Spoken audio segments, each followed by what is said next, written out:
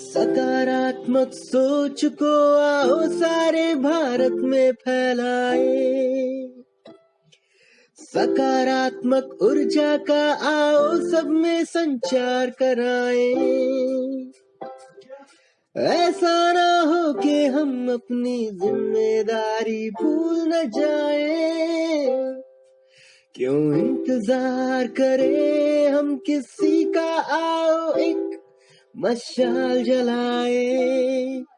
सकारात्मकता के उदय का चलिए हम उद्घोष कराए।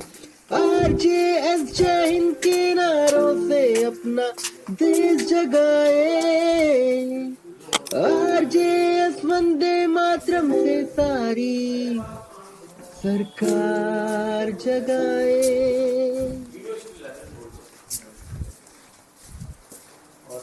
ये सारे मेरे रिकॉर्ड्स है। इलेक्शन कमीशन में ड्यूरिंग इलेक्शन कमीशन कोविड ये हुआ था। कोविड में मैंने एक साथ 33,000 लोगों को प्लेस करवाए थे।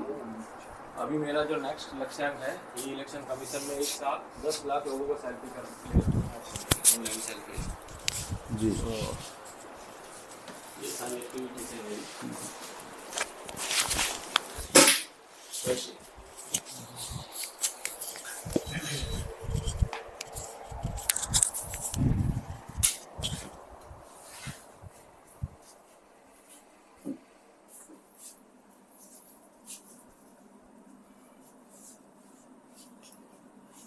RJS PBH की टीम गुजरात यूनिवर्सिटी के लाइब्रेरी में आई है योगेश पारिक जी के निमंत्रण पे। और आप यहाँ यूनिवर्सिटी लाइब्रेरियन हैं गुजरात यूनिवर्सिटी, साबरमती में हम लोग पधार रहे हैं, साबरमती क्षेत्र में ये गुजरात यूनिवर्सिटी की लाइब्रेरी में। और आप इलेक्शन कमीशन में नोडल ऑफिसर भी हैं। और हम लोग जो आज़ादी का अमृत महोत्सव की लंबी भागीदारी कर रहे हैं, ये गुजरात की परिक्रमा करते हुए जो पहुँचे हैं यहाँ पे साबरमती के गुजरात यूनिवर्सिटी लाइब्रेरी में, वहाँ पर अमृतकाल का सकारात्मक भारत की पुस्तक जो है लाइब्रेरी को प्रेजेंट की जाएगी। दिल्ली सरकार में वो पूर्व OSD दीप माथुर सर, आप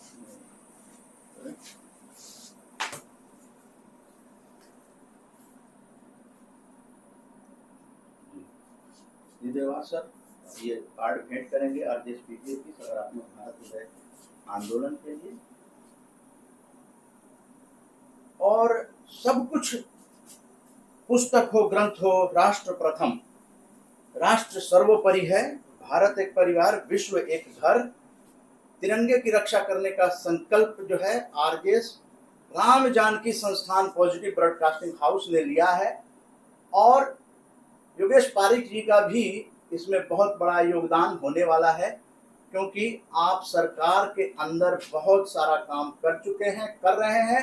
देश को सरकार का जो निर्णय है विकसित भारत बनाना, तो सकारात्मक पत्रकारिता विकसित भारत का आधार बने, यही संकल्प इस RJS PBH के परिवार ने लिया है। और हम लोगों के बीच RJS PBH के पैनलिस्ट प्रफुल्ल पांडे जी भी हैं।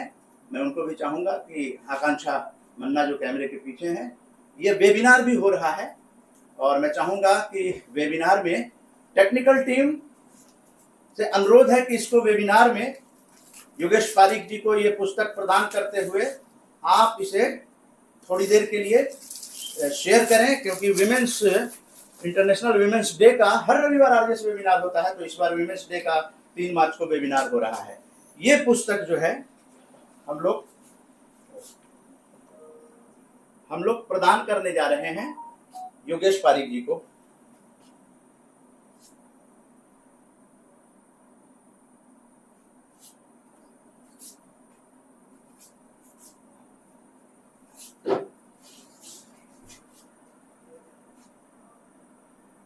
ये बहुत ही ऐतिहासिक मोमेंट है कि 200 से ज्यादा आजादी का अमृत महोत्सव की राम जानकी संस्थान पॉजिटिव ब्रॉडकास्टिंग हाउस ने भारत सरकार के इस अभियान में जन भागीदारी की है। भारत की मुझे लगता है सबसे बड़ी भागीदारी, और 2047 तक ये लगातार हर रविवार कार्यक्रम चलेंगे। ऐसे आजादी का अमृत महोत्सव जो है, जो गुजरात विश्वविद्यालय का भी मैं नोडल ऑफिसर रह चुका हूँ। बहुत अच्छा, बहुत अच्छा। मैंने उसमें कम से कम 100 से ज़्यादा प्रोग्राम गुजरात विश्वविद्यालय में किए आज़ादी के अमृत महोत्सव के ऊपर। सो उसमें बहुत सारे कंपटीशन युवाओं की भागीदारी के साथ किए। जी जी। उसके बाद जो हर घर तिरंगा था उसमें भी बहुत बड़ी एक रैली युवाओं के साथ निकाली थी जी।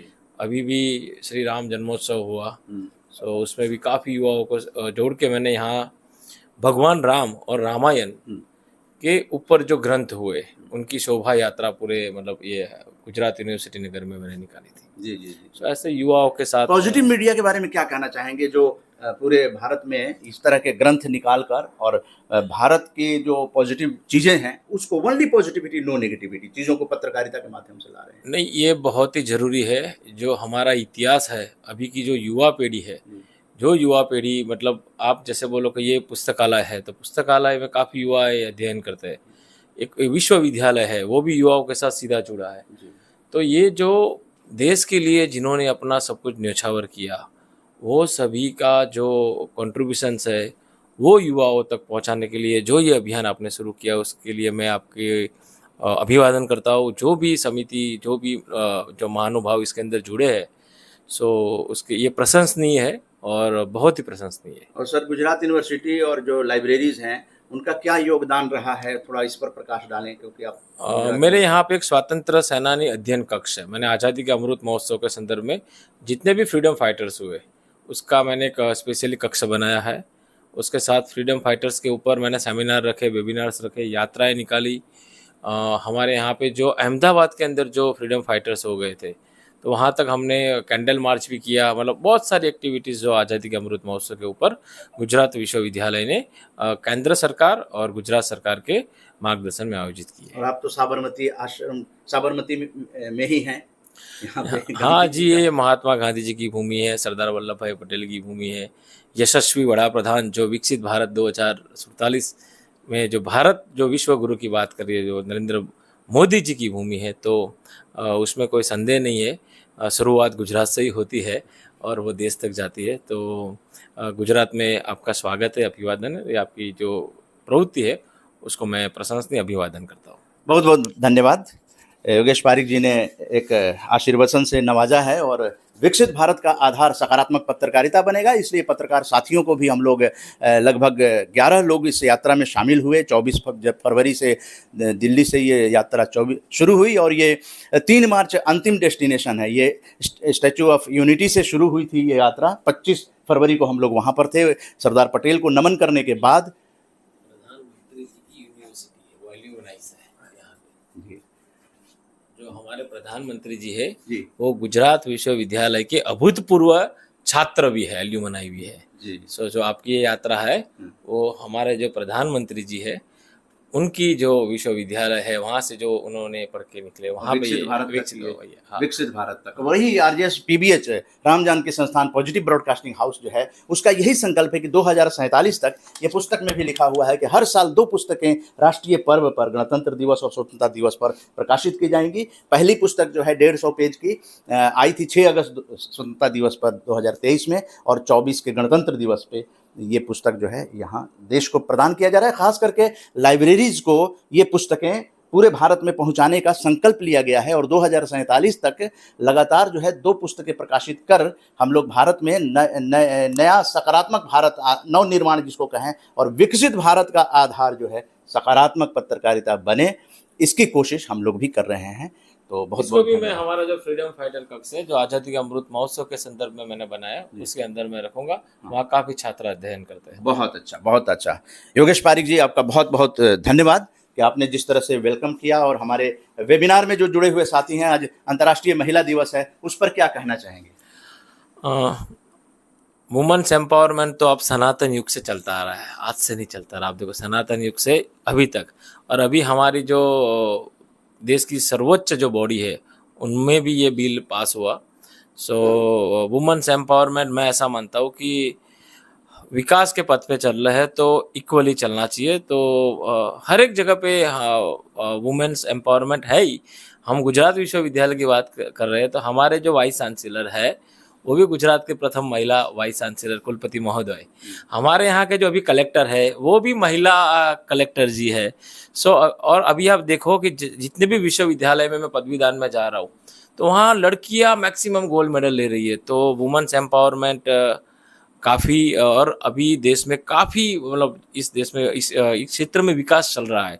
लड़कियां वुमेन्स एंटरप्रेन्योर में भी आगे बढ़ रही है, स्टार्टअप में भी आगे बढ़ रही है, पढ़ाई में भी आगे बढ़ रही है। तो और प्रधानमंत्री जी और देश भी इसकी ये मूवमेंट में जुड़ा हुआ है, तो ये अच्छी बात है, ये चलना चाहिए। गुजरात विश्वविद्यालय में भी हमने 2 दिन पहले एक वुमेन्स इंटरनेशनल वुमेन्स डे का प्री सेलिब्रेशन किया था।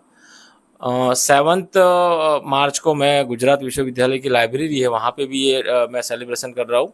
और मेरे आने के बाद मैंने ये विश्वविद्यालय में लड़कियों के लिए एक स्पेशली अध्ययन कक्ष जो नहीं था तो स्पेशली मैंने डेवलप किया कि ये लड़कियों के लिए विद्याधारिणी ऐसे करके मैंने गर्ल्स को सेपरेटली पढ़ने के लिए वो मैंने वहाँ पे एक स्पेसिफिकली एक आइसोलेट सेक्शन बनाया। सो ये ज़रूरी है और हर एक को इसके साथ जुड़ना चाहिए। बहुत बहुत धन्यवाद। और हम लोगों ने वेबिनार में इस बात को भी लेकर आए हैं, तो आप सब वेबिनार को आगे बढ़ाइए। हम लोग गुजरात यूनिवर्सिटी के लाइब्रेरी से योगेश पारिक जी के सानिध्य में जो किताब हम लोग प्रदान किए लाइब्रेरी को, ये लाइब्रेरी में रखी जाएंगी, ये बड़ी खुशी की बात है।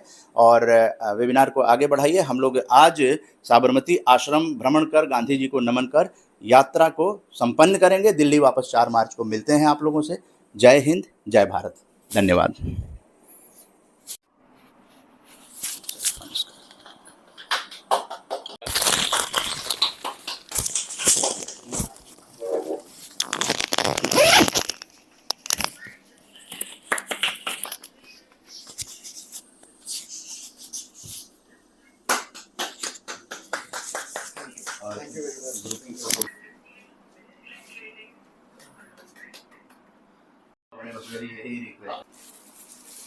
उसमें सकारात्मक कार्यों को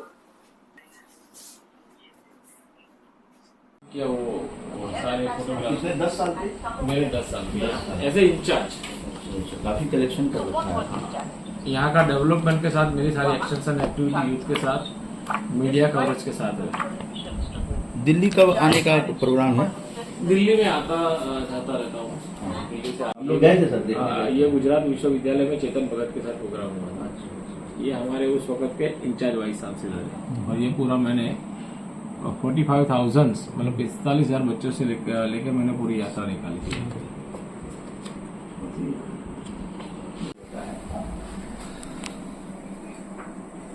डॉक्टर योगेश पारिक जी हैं, गुजरात यूनिवर्सिटी के लाइब्रेरियन हैं, इंचार्ज हैं और नोडल ऑफिसर हैं इलेक्शन कमीशन में और बड़े सकारात्मक व्यक्तित्व के धनी हैं। देशभक्ति आपके अंदर टूट के भरी है। तो हम लोग जैसे ही भारत सरकार ने शुरू किया आज़ादी का अमृत महोत्सव, तो हम लोग चूंकि बैठकें कर रहे थे और स्वतंत्रता सेनानियों को श्रद्धांजलि देते थे, ऐसे करते करते करते 163 बैठकें हो चुकी थी। इतने में भारत सरकार की घोषणा आ गई कि आप, गृह मंत्री ने भी कहा, प्रधानमंत्री ने भी कहा कि आप जन भागीदारी कर सकते हैं। हमारे गुमनाम जो स्वतंत्रता सेनानी है, तो आरजेएस पीबीएच की टीम ने सोचा कि हम लोग तो वो ऑलरेडी कर रहे हैं, नाम ही बदल जाएगा। और 163 बैठकें हो गई थी। तब आजादी की अमृत गाथा के नाम से गूगल, यूट्यूब पर सारा भरा हुआ है। 163 बैठकें आरजेएस सकारात्मक बैठक के नाम से, वो सब आ जाता है उसमें। और ये शुरू कर दिया गया 14 अगस्त 2021 को। और पद्मश्री जो पीछे अभी दिया गया था, जो शंटी साहब, जितेंद्र सिंह शंटी जी, कोरोना में उन्होंने बहुत काम किया था, वो चीफ गेस्ट आए थे। तो कार्यक्रम करते करते करते 75 अंक हो गए। आजादी की 75वीं गांठ में प्रोग्राम को अब यहाँ फिनिश करना था। इतने में इंटरनेशनल कंज्यूमर पॉलिसी के जो एक्सपर्ट हैं, जो आरजेएस के एडवाइजर हैं, तेलंगाना में हैं, उन्होंने कहा कि ये हर रविवार हम एक आरजेएस परिवार मिलता है, अच्छा लगता है, छुट्टी का दिन होता है, हम लोग कुछ गपशप करते हैं और पॉजिटिव मीडिया को हर विषय देते हैं। तो उन्होंने कहा 150 तक इसको कम से कम किया जाए। तो 150 6 अगस्त को पूरा हुआ। पुस्तक निकाली गई, पहला पार्ट। फिर हुआ कि अब क्या करें, तो फिर हुआ कि हम लोग, प्रधानमंत्री कहते हैं कि इस 2047 तक हमारा जो है 100वीं वर्षगांठ मनाई जाएगी। मैंने कहा चलो प्रधानमंत्री कह रहे हैं, अच्छी बात कर रहे हैं, स्वतंत्रता सेनानियों को, महापुरुषों को याद करना, वो तो आरजेएस का मूल तत्व है। बल्कि हम लोग तो अपने परिवार के, इसमें आप देखेंगे परिवार के भी लोग हैं दिवंगत, उनको भी इसमें हम लोग रखते हैं साथ में, कि उनके मार्गदर्शन या उनकी प्रेरणा, 2 शब्द उनके बारे में भी देते हैं। तो ये मिशन धीरे धीरे ना आंदोलन, MS बिट्टा जी को तो जानते ही होंगे आप, मनिंदरजीत सिंह बिट्टा जी, जब वो तो थे ही, 3-4 बार आ चुके हैं फिजिकली कार्यक्रम में, वेबिनार में भी आ चुके हैं। तो उन्होंने कहा कि आप लोग जो काम कर रहे हैं इसकी बहुत जरूरत है और अभी माहौल भी है। उन्होंने कहा कि अभी माहौल भी है, तो आप लोग इसको आंदोलन बनाइए। तब वहां जाके सकारात्मक भारत उदय आंदोलन बन गया। वो खुद ही बोलते हुए वीडियो में RJS positive media MS Bitta पे आ जाता है। तो ये लोगों ने प्रेरित किया। आपके सामने मोटिवेशनल स्पीकर सुरजीत सिंह दिदेवार जी हैं, आरजेएस फैमिली से का हर महीने एक प्रोग्राम इनका होता है। तो ये पुस्तक हम लोग निकाले थे, लेकिन ये पुस्तक का नाम इन्होंने दिया कि ये पुस्तक नहीं, ये ग्रंथ है, क्योंकि 2047 तक चलेगा और किसी एक आदमी की पुस्तक नहीं है। इसमें पूरा भारत का परिवार, विश्व एक घर, क्योंकि रात में जो वेबिनार यहाँ 11 बजे होता है, अमेरिका कनाडा उधर रात होती है, तो 1-2 बजे भी लोग जुड़ते हैं इसमें। जो लोग इसको अच्छा मानते हैं वो NRI वगैरह सब इससे जुड़े हुए हैं। NRI अवार्ड भी पहली बार हम लोग शुरू कर रहे हैं स्वतंत्रता दिवस पर 2024 में। तो एक ग्रैंड फंक्शन जो है ना वो दिल्ली के अंदर होगा, और अभी से आपको सादर आमंत्रण है, क्योंकि आप जैसे व्यक्तित्व बहुत कम है जो काफी चीजें एक साथ लेकर चलते हैं और पैशनेट होकर काम करते हैं। तो इसलिए हम आज ही आपको आमंत्रण देते हैं कि ऐसे तमाम लोग, 800 तो रिसोर्स पर्सन है, तो एक ग्रैंड, भारत की राजधानी दिल्ली है, तो हम लोग मिलकर जो है विकसित भारत का, ये चूंकि सकारात्मक पत्रकारिता आधार बने, हमारा ये संकल्प है। कोई मांग नहीं, हम लोग कोई मांग नहीं करते हैं, है ना, काम अपना करते हैं, क्योंकि संविधान कहता है हम भारत के लोग, तो हम भारत के लोग कमजोरी महसूस न करें। और प्रधानमंत्री यही कहते हैं कि हमारी ऐसी नहीं रहती है कि हम लोग इम्पावर्ड हों, अपने आप को समझे हम भारत के, गौरवशाली भारत के नागरिक हैं। ये कंसेप्ट जो है ना, यही आरजेएस का कंसेप्ट है कि हम मुरझाए न रहें, हमारे अंदर ऊर्जा रहे और सकारात्मक ऊर्जा रहे, है ना, जिससे सर्वे भवन्तु सुखिनः की कामना करते हुए, सभी धर्मों का सम्मान करते हुए, सभी महापुरुषों का, अतीत का सम्मान जो है आरजेएस में बहुत भारी पैमाने पे किया गया है। और कोरोना आ गया बीच में, तो उसमें उदय मन्ना फेसबुक लाइव, उदय मन्ना आरजेएस फेसबुक लाइव पूरा 150 अंक उसको किया था, अब तो 170 हो गया है ना। 1 घंटा या आधा घंटे का वो होता था, क्योंकि वो जरूरत भी थी सकारात्मक रहने की, इम्यूनिटी बढ़ाने की। तो जब जैसी जरूरत हुई आरजेएस उसके लिए संकल्पबद्ध होकर आया और श्रृंखलाबद्ध 2047 तक की घोषणा करके भारत में अच्छे काम करने वालों में नंबर 1 पर पहुंचने की कोशिश कर रहा है। क्योंकि सब एक से एक विद्वान लोग, हर अलग अलग संगठनों के लोग जो हैं इसमें जुड़े हुए हैं, और पॉजिटिविटी की, आपको फोन किए, आपने सहर्ष स्वीकार किया कि हाँ मैं आऊँगा। मैं तो निर्जा गुप्ता जी को भी चाहता था, आपसे बात हुई थी कि वो भी रहे, तो पॉजिटिव मीडिया डायलॉग जो है उसको हम लोग करेंगे, लेकिन वो थाईलैंड में है। आपने मैडम, हाँ, मतलब सेंट्रल गवर्नमेंट के, सेंट्रल गवर्नमेंट के, तो ये चीजें होती है। लेकिन हम लोग जूम पे हर रविवार करते हैं, तो हम लोग चाहते हैं कि लाइब्रेरी पर भी प्रोग्राम हो, और लाइब्रेरी का जो कंसेप्ट है कि वहाँ जिस तरह से वातावरण मिलता है उससे हमारे यूथ जो है अलग न जाए, एक इन्वायरमेंट, माहौल मिलता है, माहौल की बहुत जरूरत होती है। और चुनाव का माहौल है, तो जागरूकता का प्रोग्राम हम लोग हर बार करते हैं, चाहे दिल्ली का चुनाव होता है तो भी करते हैं, और ये तो भारत सरकार लोकतांत्रिक चुनाव है। तो यही हम लोगों का उद्देश्य है कि जो जनता के हक में है, अपना कोई एजेंडा नहीं है, सामाजिक है, सांस्कृतिक है, विरासत को लेकर चलते हैं, अतीत के जितने भी महापुरुष हैं उसमें भेद नहीं करते। महापुरुष हैं तो उनके सार को कही रहे, थोथा दे उड़ाए। जितने महापुरुष हैं उनकी अच्छी बातें जो सर्वग्राही है ना, तो उसी को हम लोग लेकर चल रहे हैं। और आपने कुछ कह दिया, आपके दिल में जो है उसको इम्प्लीमेंट करने की तरफ ही रहते हैं। समाज में किसी ने कुछ कहा, अच्छा लगा तो उसको एक्सेप्ट कर लिए, और एक्सेप्ट करके उस रास्ते पर चलना शुरू कर दिए। इस देश में किसी चीज की कोई कमी नहीं है, कमी होती है हमारे विचारों में, है ना। हम लोग शुरू करते हैं, समाज आगे आता है, क्योंकि समाज की चीज शुरू करेंगे तो समाज आगे आएगा। तो यही संकल्प है। सच्चाई है। धन्यवाद। आपसे मिलकर बहुत ही अच्छी प्रशंसा हुई, और आपकी विचार और आपकी डिवोशन, अपना पैशन जो है उस हर काम का जब पैशन होता है तो देशभक्ति अपने आप आ जाती है। और आपने पूछा जो उद्देश्य है ही एक कि जो भी काम करो स्वीकार भाव से, एक अच्छे मिशन से करो और उसी को प्रेशर बना लो, बस यही उद्देश्य है। और आज की जनरेशन के लिए उसके उद्देश्य बहुत भिन्न भिन्न हो गए, क्योंकि टेक्नोलॉजी ने बहुत डेवलपमेंट करी। बिफोर टाइम उन्हें बहुत नॉलेज मिल रही है, तो हमारा जो बड़े है जो जीवन व्यतीत कर, उनका फर्ज 14 साल से 21 साल के बच्चे पे ज्यादा फोकस कर रहा है। और ये दायित्व जो है अभिभावकों का, टीचर्स का और अड़ोस पड़ोस के बड़े बुजुर्गों का है। ये सामूहिक रूप से है। सरकार एक मिशन देती है, सरकार कार्य नहीं कर सकती, कार्य हमें ही करना होगा एज ए जनता का प्रतिनिधि बनकर, जन जन तक पहुंचाएं। सो हम एक राष्ट्रीय जो जन सेवक हैं, तो जन सेवक सिर्फ शब्दों में ना कहें, हम सेवक बन के दिखाएं। तो ये उद्देश्य है और उसको मिलकर करना है। वैभव पे जाएं और भारत विश्व गुरु बने।